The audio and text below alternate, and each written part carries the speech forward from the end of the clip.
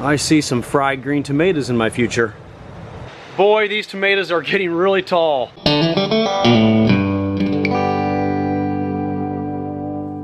So on greenhouse tomatoes, there are 6 tasks that have to be performed each week. So there's a lot of man hours involved in taking care of these tomatoes. It's very labor intensive, and there's no way I can do it by myself. It takes several people, several days, a week to do all these jobs. So I'm going to show you the 6 tasks that are required of greenhouse tomatoes each week. Task number 1 is to remove 3 branches from the bottom of the plants each week. Now there are 3 reasons that we do this. The first reason and the main reason is that we only want 12 branches approximately on the plant at any given time. So this would be the top 2 branches, and if you were to count them all the way down, we would only want 12 on there.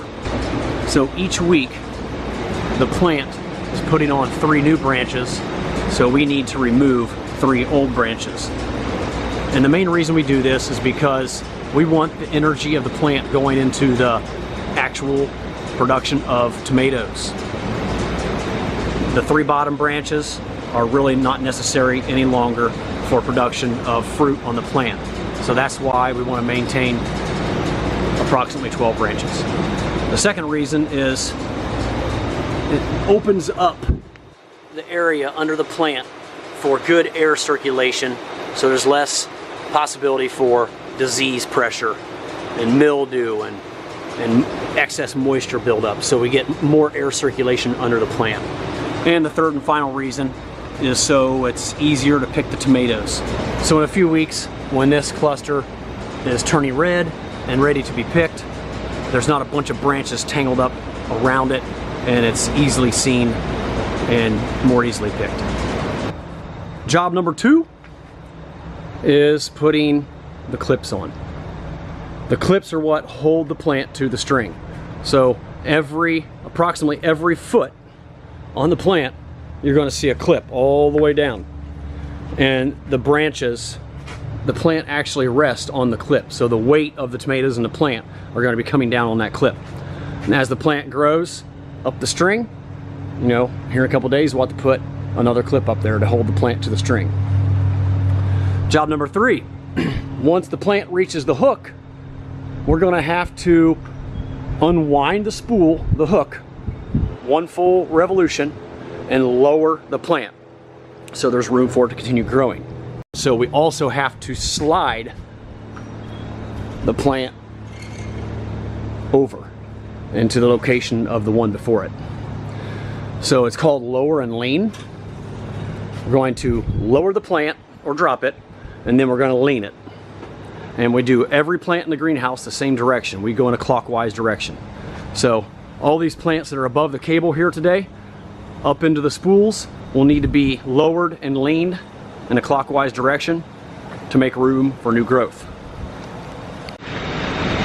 Alright, so the way that we lean and lower is we take the spool off of the trellis wire, release a full revolution of string, and move it into the position of the previous plant.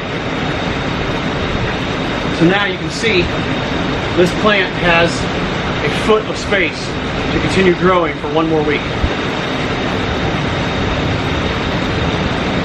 Task number 4. Here's a perfect example of a cluster of tomatoes that has 7 tomatoes on it. I only want 4 on here because I want them to all get big. That seems to be the optimal amount of tomatoes for a cluster for us to get nice large tomatoes.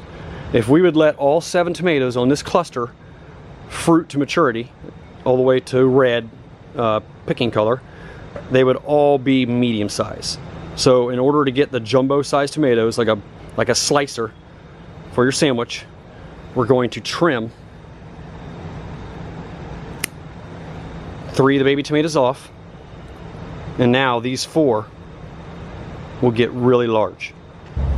Now this may seem like I'm throwing away profits, but really I'm not, because these will get so much larger, they will actually make me more money than by leaving these extra tomatoes on here and getting a bunch of small to medium-sized tomatoes.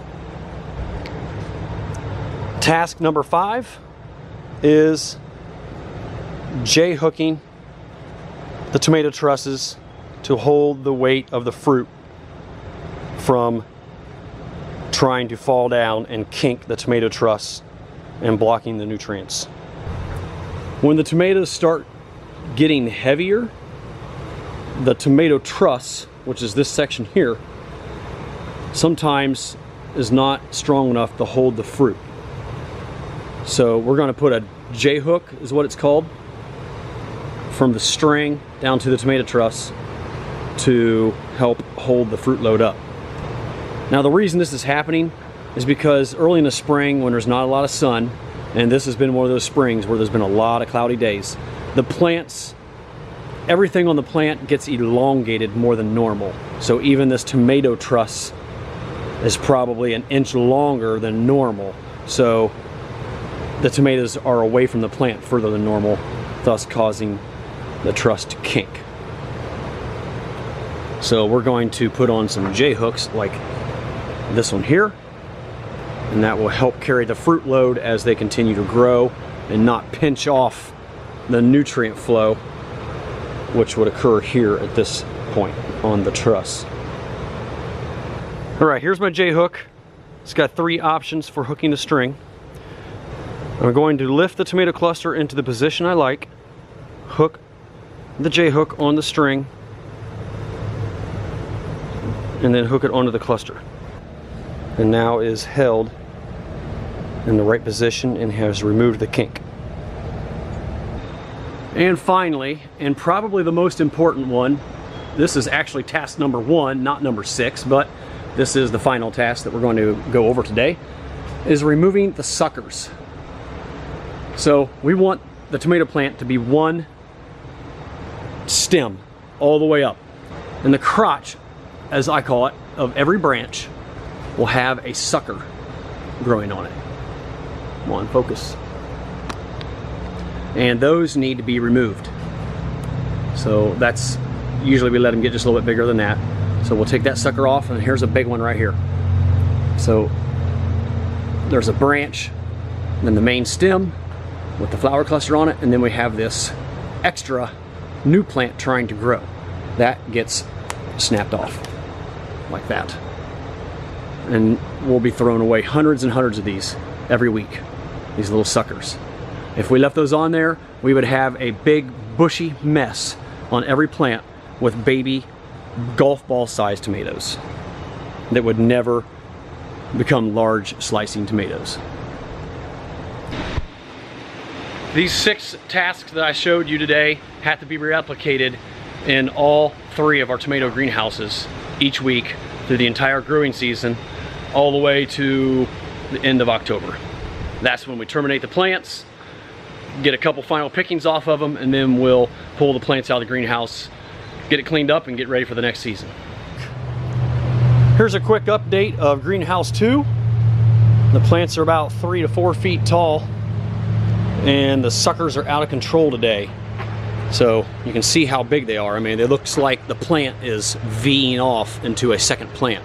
So today, these are all going to have to be snapped off. Every plant has one of these gargantuan suckers on it that needs removed. There's a lot of tomato blossoms open this weekend, and I let the bees loose in here and they did their job. A lot of the blossoms have closed up and are getting ready to form tomatoes now. And here's a look at the grape tomatoes. And I see lots of baby grape tomatoes in here. Looking really nice. Many of them are probably a third of the way sized up.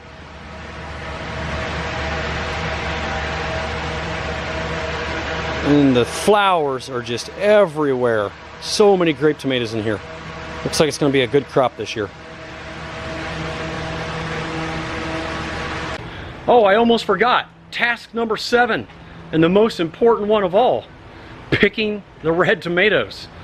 We're probably less than 3 weeks away from picking our very first red tomato. I am looking so forward to that, tasting that first red, juicy, ripe tomato of the season. So stay tuned for that. As always, guys, thanks for watching, and I'll see you on the next one.